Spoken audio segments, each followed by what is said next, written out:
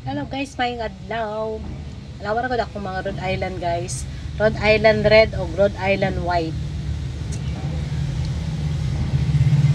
Duha na ka klase nga Rhode Island guys, red o white.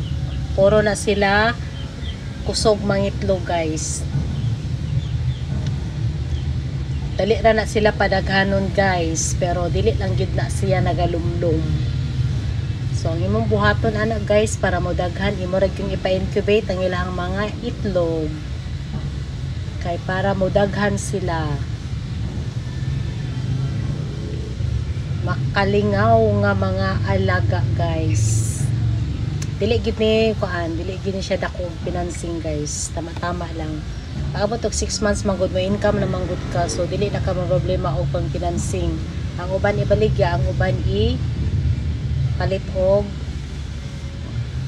feeds, ang uban alagaan para modaghan sila. Thank you for watching guys. Please subscribe my YouTube channel. Subscribe guys para makakwarta ta diri dapita nga side.